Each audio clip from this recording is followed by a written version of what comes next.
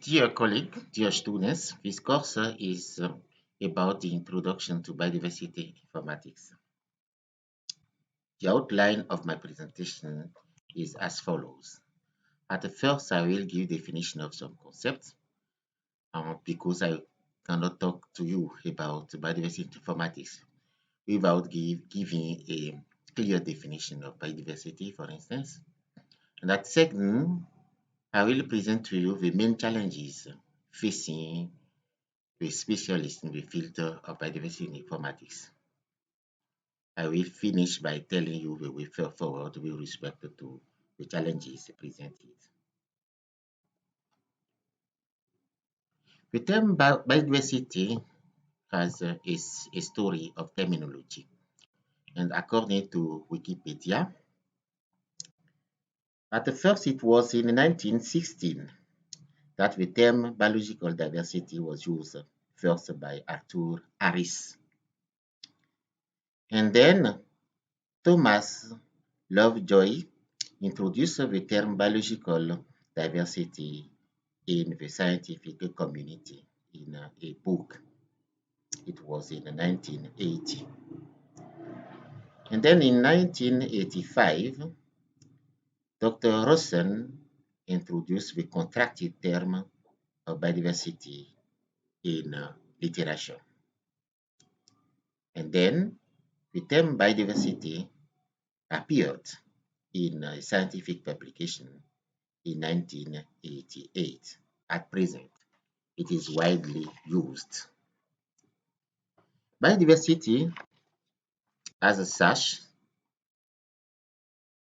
was the concern of the whole world at the Earth Summit in Rio de Janeiro in Brazil in 1992.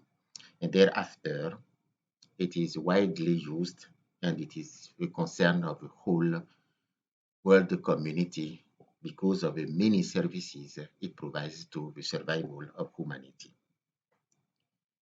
The term biodiversity has some synonyms. It is also designed as biological diversity, the diversity of life, biological variability. But what is biodiversity? Traditionally, biodiversity is studied and measured at three different levels. The first one is the level of genetic diversity. Genes are inside organisms of a different species, controlling the characters of organisms, the form of life, and also the productivity, etc. The second level is the level of species diversity. As you may already know, it is estimated that worldwide we have more than 10 million of species, of which a little more than 2 million are characterized and studied. The third level of biodiversity is the ecosystem diversity. Ecosystem like lakes, forests, etc. I must here underline that at each of those three levels and between them, there are interactions taking place and then causing a constantly evolving reality. Having said this about biodiversity, what can we say about informatics? Referring to Wikipedia and in line with the definition given by Peterson in 2015 in the framework of the curriculum of biodiversity informatics, I can say that informatics is information science, computer science.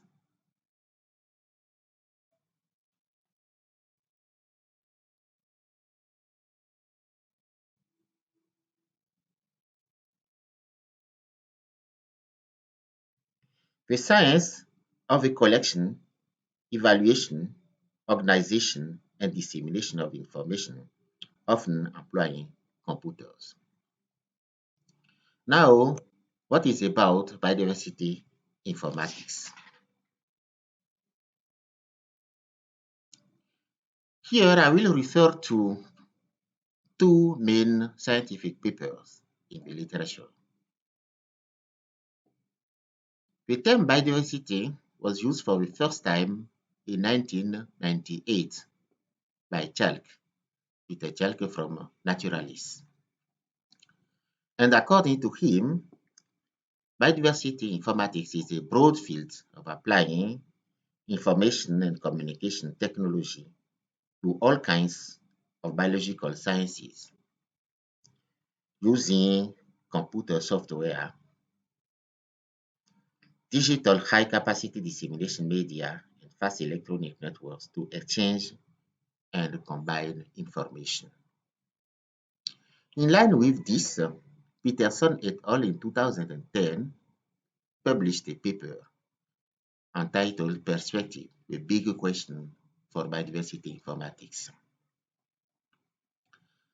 And then they defined biodiversity informatics as a large-scale computer-aided management of biodiversity information. In line with those two definitions, and also, let's say, according to the definition given by Peterson in 2005, in 2015, excuse me, in the framework of the course on the curriculum of biodiversity informatics, we can see that biodiversity informatics is the application of informatics techniques to biodiversity information, including data capture in order to improve data management, data presentation, data discovery, data exploration and analysis, so as to provide research products to inform decisions in the context of climate and global changes. Biodiversity informatics is therefore that field of investigation capable of integrating information on threats to biodiversity into research problems so as to derive products to guide decision. What is the difference between biodiversity informatics and bioinformatics? Bioinformatics and biodiversity informatics, the main difference is the scale of application. Or let's say the application of informatics techniques to manage information at a genetic level, so the first level of diversity for biodiversity, and for biodiversity informatics, as you know, it concerns the overall levels, level of species and level of ecosystems.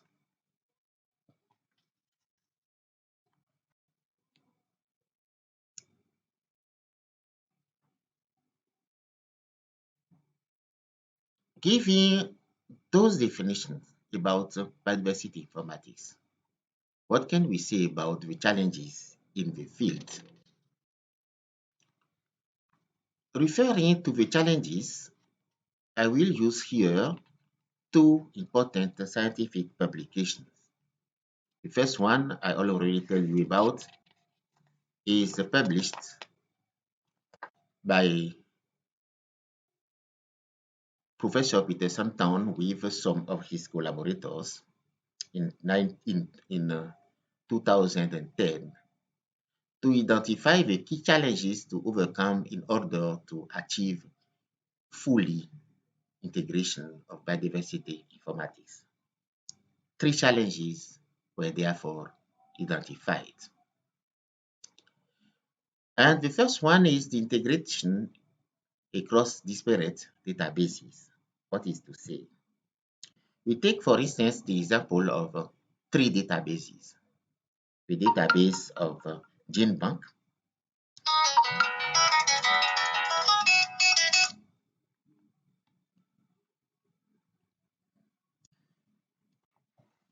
the database on GeneBank containing genetic resources, and then the database on phylogenetic data, let's say containing phenotypic data for a group of taxa, for instance, And we have also the database of GBIF containing occurrences data and their locations as coordinates. We can try to look for linkages between those three databases. For instance, a stable unique identifier at the level of each data that can help link all those three databases and then took full profit from them. Let's say having genetic information, for instance, link them to morphological information and then go to the species and try to find out their location in GBIF database. Having also a unique and stable identifier by datum makes it possible to study the provenance of the data and assess its reliability. The second challenge is data quality and associated signal to noise ratio. And you must contribute here since data sets are never free of errors. They need to be cleaned to ensure fitness for use and further fitness for purposes. Fitness for purpose. I will come later on those two concepts and clarify them. Furthermore, data sets need to be fully documented through rich metadata.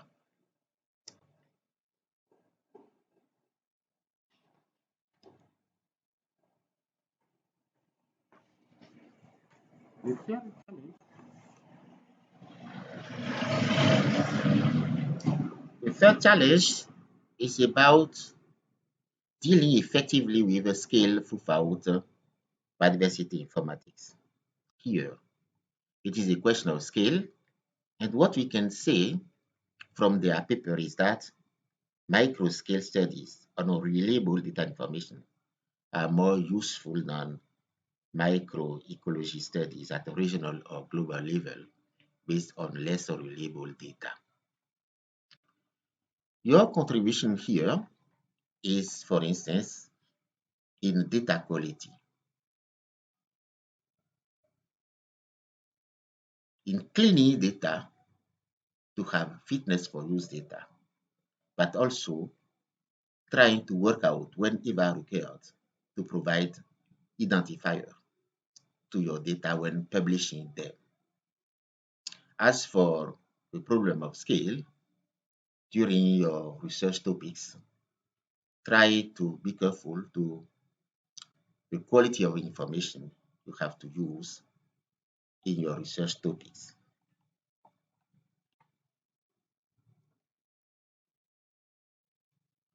Now, in 2015, Peterson and its collaborators Peterson and his collaborators also published a paper entitled A Global Perspective on Decadal Challenges and Priorities in Biodiversity Informatics. I will talk about some of those challenges as they concern you, and in the field of biodiversity informatics, you will contribute to overcome them. The first one is about mobilizing existing knowledge.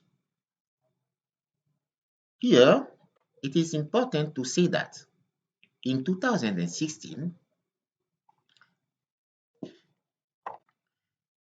Professor Kristalka Leonard, in a group of collaborators, achieved a work on accelerating the discovery of biocollection.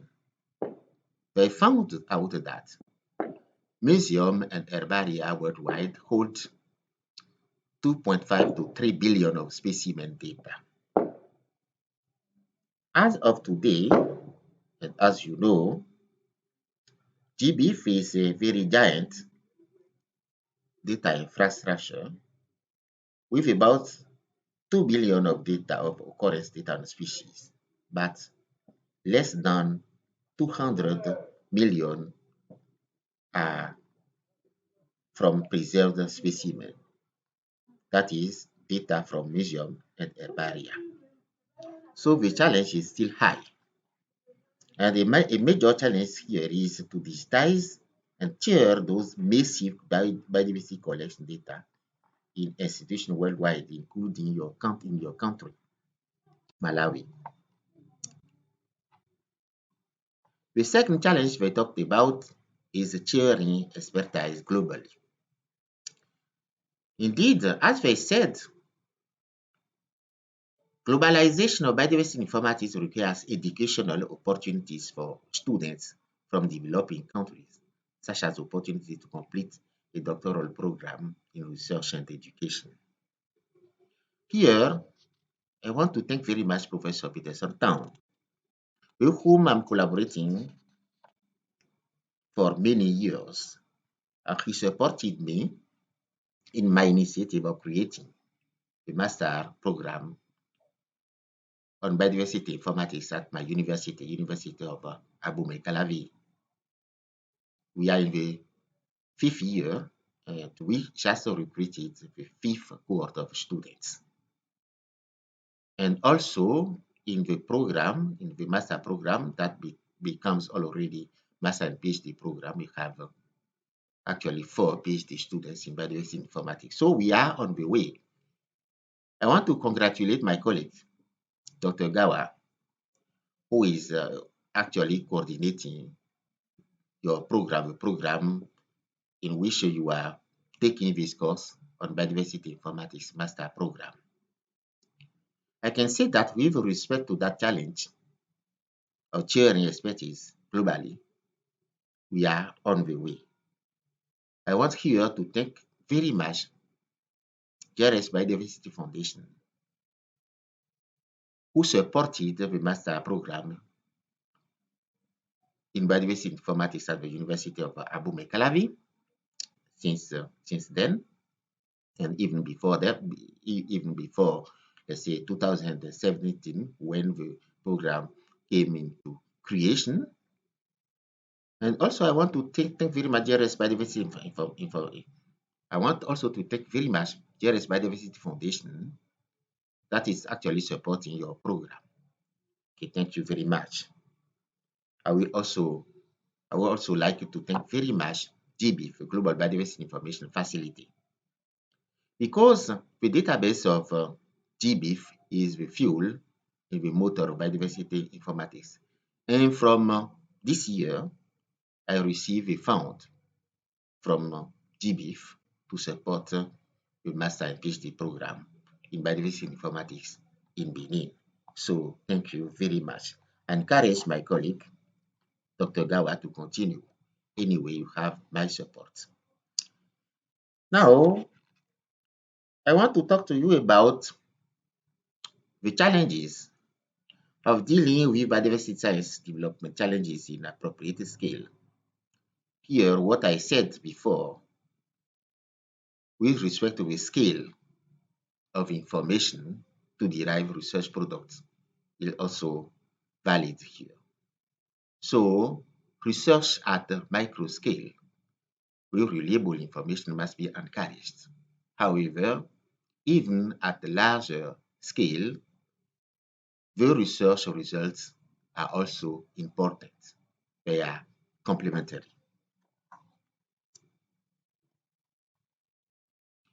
Let's talk about now the fifth challenges, please, the fifth challenge identified in the paper.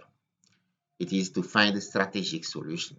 And here, from their advice, we need to set limited achievable goals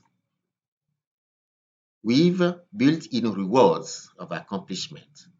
Let's say in very short term, with significant impact.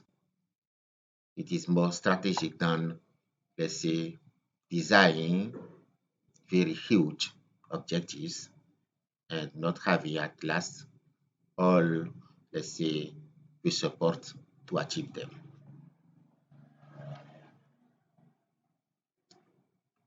The other challenges facing Africa is the lack of digital accessible knowledge that are data,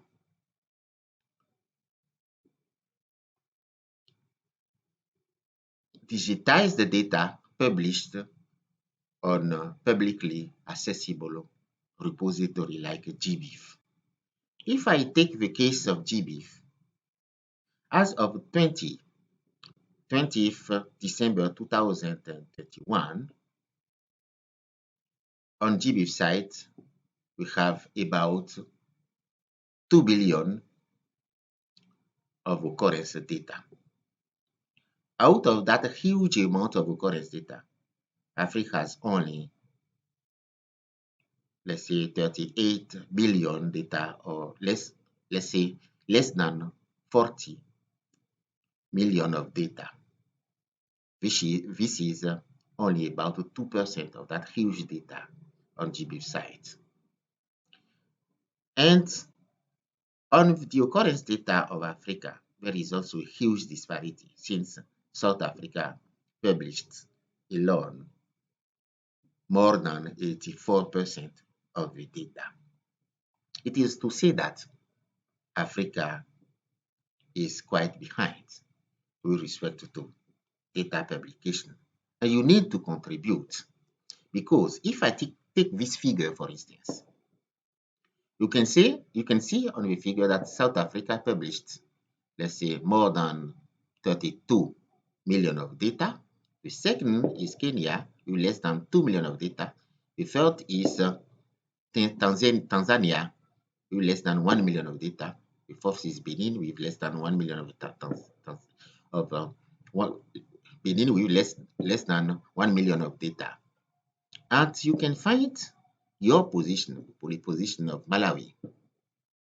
Here, you can find Malawi has about 100,000 of data. So the first challenge you will face during your research activities is the lack of accessible occurrence data, because few of these are published. Only few of these are published on GBIF sites.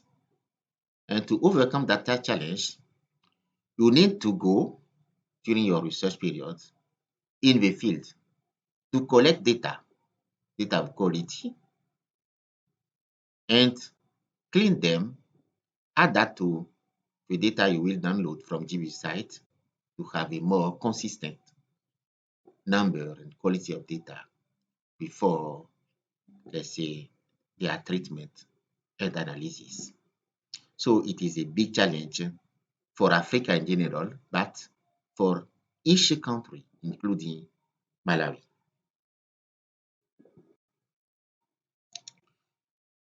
As for the challenges with respect to the occurrence published on GBIF site, as you can see on this board, from 1st January to 30 September 2021, you have the 10 countries, the 10 first countries who publish data on GBIF site. There is at the seventh position, you have South Africa and no other African country. As for data downloads, that is an index of data use. During the same period, that is from 1st January to 30 September 2021, you have the countries listed, and the first column of the table, you have no African country.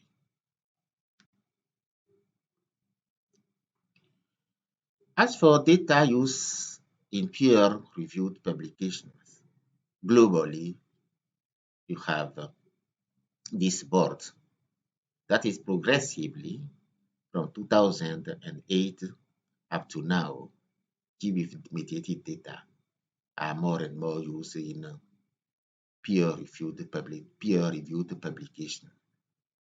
And what about the different countries using data? On the table and the first column, you can check that there is no African country. But on the histogram here, on the right side, Africa appeared with more than 100 publications in 2020, and up to September of this year, we had 96 publications. Okay, it is a beginning, but we need to go forward indeed to rise Africa. Okay, Africa, let's say, containing a very important amount of biodiversity, as you know. It is a big challenge for us. From all those considerations, all those challenges, what is the way forward? You need to actively contribute to overcome the challenges identified and presented above, and mainly you need to contribute to data cleaning, data publication, to fill the gap.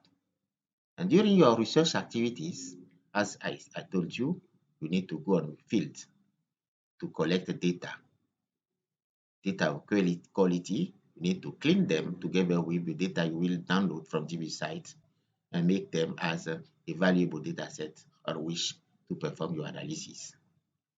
Second, for you, is to contribute to data use to inform decision on biodiversity conservation. From your data analysis, you will find surely relevant data products to inform decision in the context of climate and global changes. And yes, the last, let's say, contribution is on the way. It is to progressively overcome the challenge of insufficient high-level graduate scientists in biodiversity informatics in Africa. I collect here some references I use in the text in this presentation for you. And of course, those are my contacts. Thank you very much for your attention.